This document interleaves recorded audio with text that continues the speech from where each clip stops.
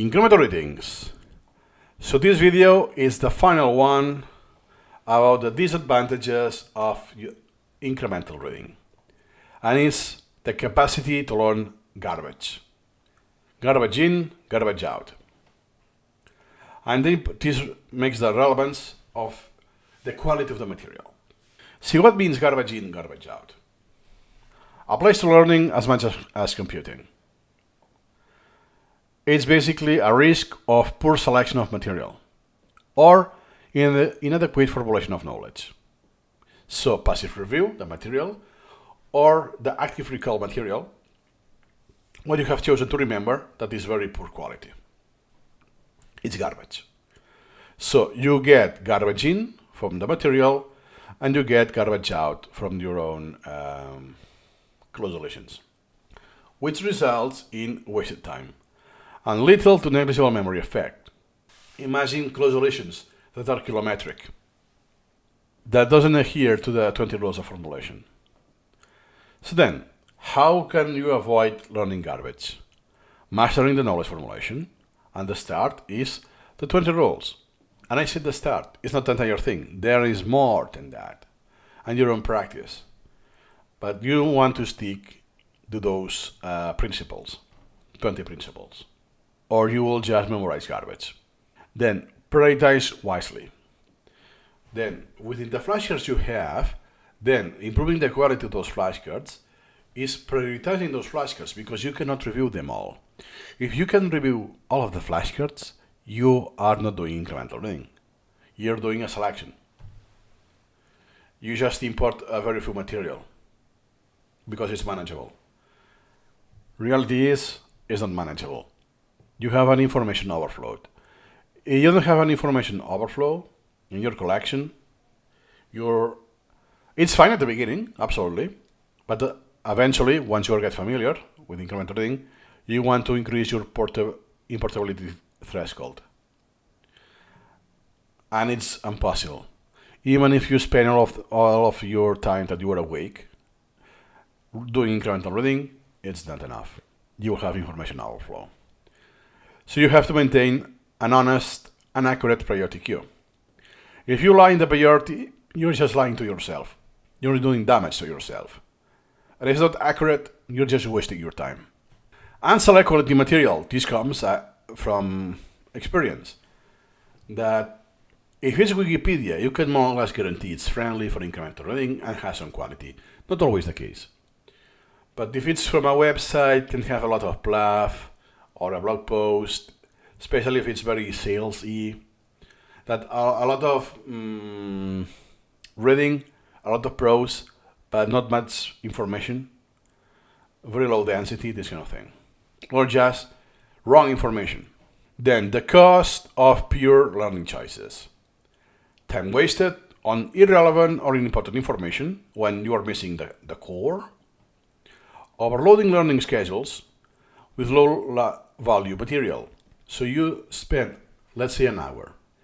Then 40 minutes of that hour is from the missing returns, just very low priority knowledge, garbage. And golden nuggets are there, waiting for you. But you spend time collecting so much garbage that you don't have time for collecting the golden nuggets. And as a consequence, you'll have a reduced efficiency and motivation because that's the value you get. The value you will get is garbage. So what motivation you will get from learning garbage? Very low. So building high quality learning. Steps for success. Evaluate the material carefully before adding it to your collection, before importing it. Just a very quick scheme. When you're an expert, 2 seconds because of your intuition, pattern recognition, or the source where this comes from will be enough. Sometimes you need more. And now with AI, you can pre-cook that, make a summary, this kind of thing that, okay, let me evaluate if it's good enough. Then, continuously refine formulation skills for effective knowledge representation or formulation. This never ends. Never. You will learn and learn. There is more like outlier cases, how to avoid the list, this kind of thing. But even myself, after 15 years, I still learn something new about formulation of knowledge. And also because I have used different languages. I haven't started with English because I'm not native. And then be realistic about priorities. Just tell what your subconscious tells you. This is boring. This is boring. I'm not in the mood for that. I'm not in the mood for that today. If you say, no, that's the priority because I need this for my job, or the hierarchy of knowledge says that this is very important, but I don't care about that, what will happen? I will have a mismatch. I will try to lie to myself that this is what I like the most when I don't, kind of to simplify. Then, honest priority management. Why it matters. Honest prioritization ensures valuable material gets attention it deserves. Whatever that is for you. Whatever that is. Everyone is different. And reduces clutter and prevents learning overflow. Well, doesn't prevent overflow. It's not prevented, it's managed. I will put it like that. So the outcome is a streamlined and impactful learning process. Once I did this, let's say I had the first wave after some months of using Supermemo, half a year, let's say. But after 3 years or so, that I did like another major milestone. When I did well, is oh man, now every single day it's such a joy. Every single session it's miraculous. It's when I achieved a good level of prioritization and sometimes more, because it's not just learning the prioritization. It's just I need to do the repetitions so I can set priorities in most of my collection so it has an effect. You know what I mean? Because I can learn how to prioritize, but if 10,000 elements hasn't been processed, they keep the old priority. When I was a noob, this happened. So for me, I had so much topics not well prioritized that I needed like 2 years to redo that. So closing thought. Quality in, quality out. Not garbage in, garbage out. Quality in, quality out. Focus on formulating well and selecting wisely to avoid learning garbage. This is a win-win because you prevent a lot of time.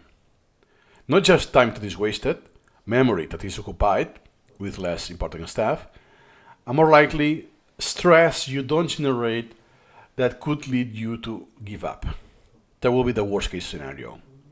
That this creates the learning garbage is the reason you give up incremental reading. What's the takeaway of this video, of the disadvantages, and all of this section of more than 20 videos? Success in learning comes from discipline selection, prioritization, and formulation of knowledge. This determines if you will be successful or not. Select, prioritizing, we know it's very important. Formulating, it's a bottleneck. And selection, that determines the quality of your learning. Because if you only have garbage in your collection, you can only learn garbage. As easy as that. So those are the skills that you will get on your own. So those are the guidelines, what to do, what to don't do, but that doesn't escape the practice. You'll have to ask every time, is this relevant? Am I enjoying that? How important is this? And this answer is changing the priority, deleting, stuff like that. How to do this explicitly, we will see during the course. But those are more the hard skills in Supermemo rather than the method of incremental reading. So I hope with this preview that overall it's a few hours long, it's a no-brainer. Start incremental reading today. There are some downsides, yes, are temporary at the beginning. And with this course, it's easier to prevent them. And that's it. See you incrementally.